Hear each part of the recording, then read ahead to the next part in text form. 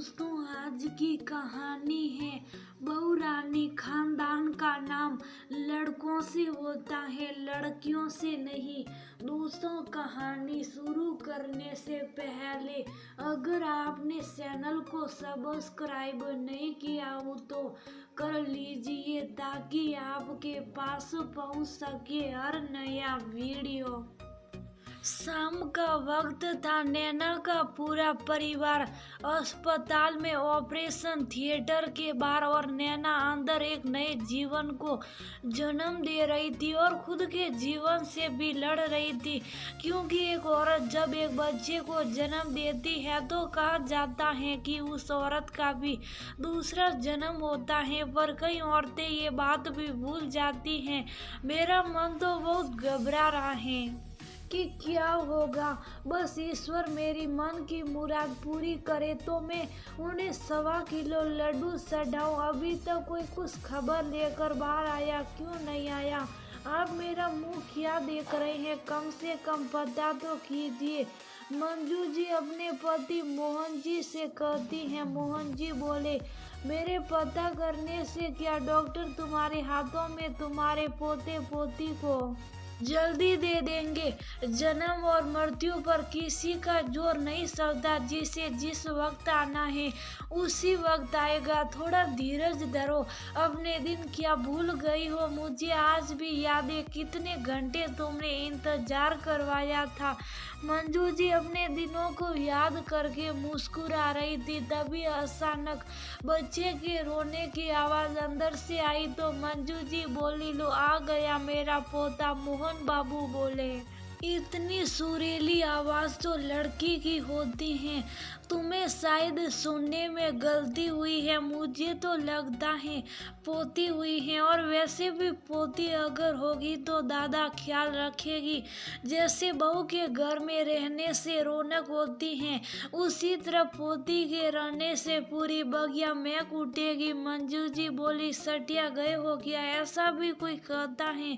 और आपको कब से इतना ज्ञान हो गया कि आवाज से आप पहचान लोगी लड़का हुआ है कि लड़की? ठहर जाओ और शुभ शुभ बोलो, लड़का ही होगा। कुछ देर बाद एक नर्स बाहर निकली। नैना का पति मुकेश बस सर निकलने वाली नर्स से यही पूछ रहा था, मेरी पत्नी कैसी है?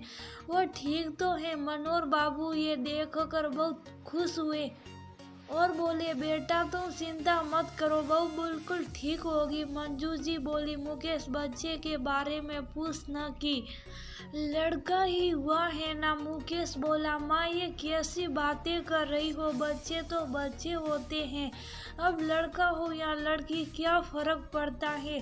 तभी उधर से जच्चा और बच्चा दोनों निकला।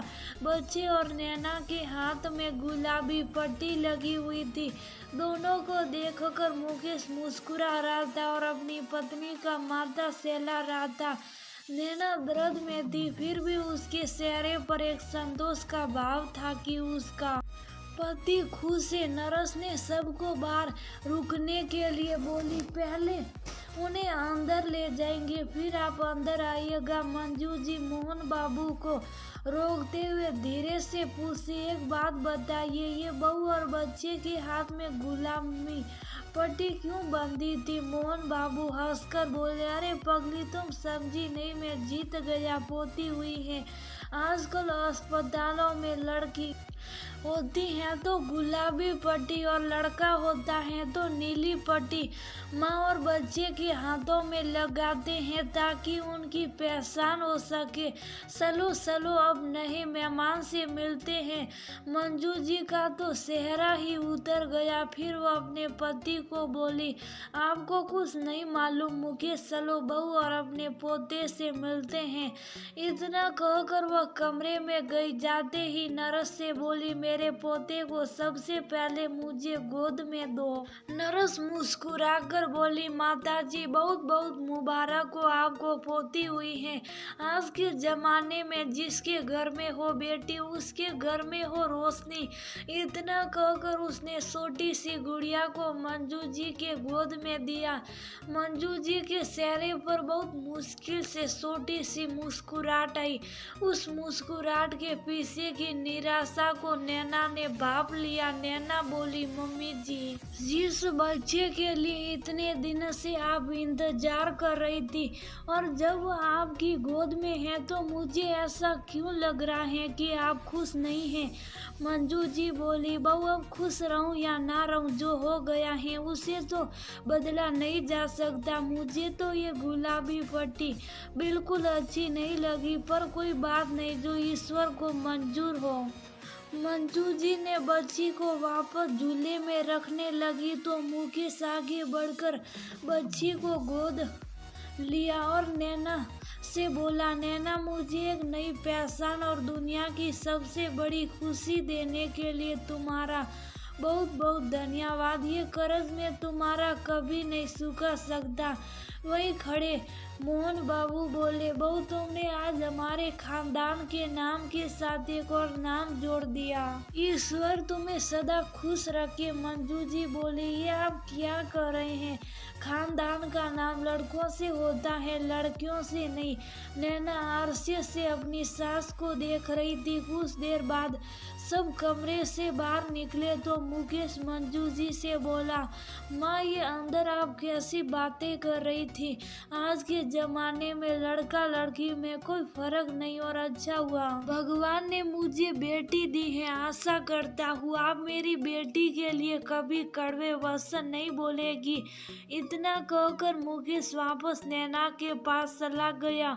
मंजू जी मोहन बाबू से बोली, कल तक बीवी के लिए बोलता था, अब देखना बेटी के लिए मुझसे लड़ेगा। वो बोले, मंजू तुम्हें तो कुछ होना चाहिए कि भगवान ने तुम्हें बेटी नहीं दी तो वो कमी भी आज पूरी कर दी। मंजू जी बोली, अगर भगवान को कमी पूरी करनी थी तो अगली बार कर देता, पहली बार में ही क्यों? इतना कहकर मंजू जी घर जाने लगी तो मोहन बाबू भी पीछे पीछे चले गए। 3 दिन बाद नैना बच्चे के साथ घर आई। मुकेश ने घर को गुलाबी बलून और गुलाबी फूलों से सजा कर रखा था, जिसे देखकर नैना बहुत खुश हुई। वही मंजू सी मूल लटकाई घूम रही थी। धीरे धीरे दिन बीतने लगा और बच्ची की किलकारी चारों तरफ गूंजने लगी।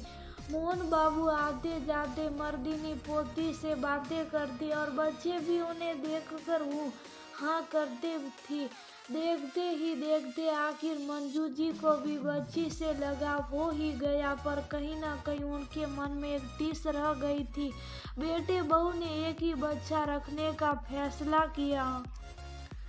इस बात को लेकर आए दिन मंजू जी नैना पर कटाक्ष करती थी। हद तो तब हो गई जब एक रोज मंजू जी ने मर्दिनी की छोटी सी गलती पर उसे थप्पड़ लगा दिया। बच्ची रोते रोते बेहाल हो गई। उस दिन नैना के सब्र का बांध टूट गया और वह बोली, मम्मी जी मुझे तो आश्चर्य होता है कि ईश्वर ने आपको औरत का शरीर कैसे दिया। एक औरत के मन में तो बस ममता होती है, इतना क्रोध, वो भी अपनी पोती के लिए। मंजू जी बोली, इसका कारण भी तुम लोग हो। अरे लड़की 3 साल की होने को आई, अगर तुम लोग साथ दे तो अभी तक मैं मुझे पोता दे देते। नैना बोली, मम्मी जी अगर घर में एक लड़की हो तो आपको क्या परेशानी है? अरे मैंने तो सुना है जिस घर में बेटी नहीं होती उस घर में पोती के लिए लोग दुआएं मांगते हैं, पर यहाँ तो ऐसा कुछ नहीं। इस घर में बेटी नहीं होती वहाँ पोती से भी प्यार नहीं किया जाता। नैना गुस्से में बच्ची को अपने साथ कमरे में लेकर चली गई। शाम में जब मुकेश आए तो उन्हें सारी बात बताई। बच्ची के कोमल चेहरे पर अभी तक उंगलियों के निशान थे, जिसे देखकर मुकेश भी बहुत नाराज हुआ। रात में जब सब खाने के टेबल पर पहुंचे तो बच्ची मंजू जी के पास जाने से भी घबरा रही थी। नैना उसे खाना खिलाकर कमरे में सुलाने चली गई। मुकेश बोला, माँ आपका ऐसा व्यवहार मेरी बच्ची के लिए मैं बर्दाश्त नहीं कर पाऊंगा। आप तय कर लीजिए, अगर उसे आप प्यार नहीं दे सकती हैं तो मैं ये घर छोड़ दूंगा, क्योंकि इस तरह का व्यवहार उसे आपसे और इस घर से दूर कर देगा, जो मैं नहीं चाहता। अभी वक्त है, सोच लीजिए फिर मुझे बता दीजिएगा। इतना कहकर मुकेश कमरे में चला गया। मोहन बाबू आरसी से बोले, मंजू तुमने बच्ची पर हाथ उठाया, तुम ऐसा कैसे कर सकती हो? क्या तुम्हारे हाथ नहीं कांपे? सोचो, तुम्हारे नाम पर उन लोगों ने अपनी बच्ची का नाम रखा। क्यों अपना बुढ़ापा बिगाड़ रही हो बेटा? घर छोड़कर चला गया तो खाली घर में जाल बजाती रहना, क्योंकि मैं तो यहाँ नहीं रह पाऊंगा। मोहन बाबू भी उड़कर चले गए। कुछ रोज घर में शांति रही। बच्ची भी इधर उधर खेलती और दादी को देखते ही दूर चली जाती थी। मंजू जी को एहसास हुआ कि उनसे बहुत बड़ी गलती हुई। एक रोज नैना को बच्ची की खूब हंसने की आवाज आ रही थी।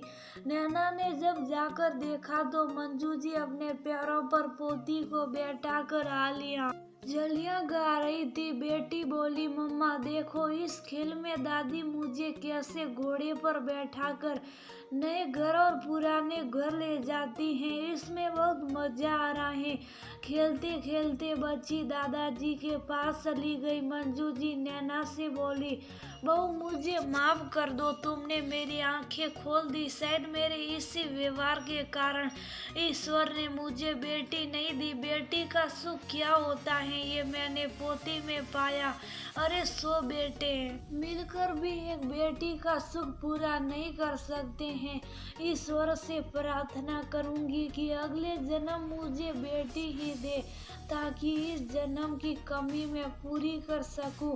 नैना मुस्कुराकर बोली, मम्मी जी आपको शर्मिंदा होने की जरूरत नहीं है। आप ये समझ लीजिए कि भगवान ने आपकी प्रार्थना इसी जन्म में पूरी कर दी, तभी तो आपके घर पर लक्ष्मी भेजी है। और आपको अपनी बेटी के लिए जो भी करना था आप पोती के लिए कीजिए, क्योंकि जिस घर में बेटी नहीं होती वह अपना प्यार लोग पोती पर ही तो लुटाते हैं। तभी मर्दिनी भागती हुई दादी और माँ के गले से लग गई। मंजू जी बोली, ये हमारे घर की रोशनी है, इसी से हमारा घर जगमगाता है। मंजू जी इशारों में पोती से माफी मांगी तो कि सबसे प्यारी दादी हो। नैना और मंजू जी की आंखें भर आई।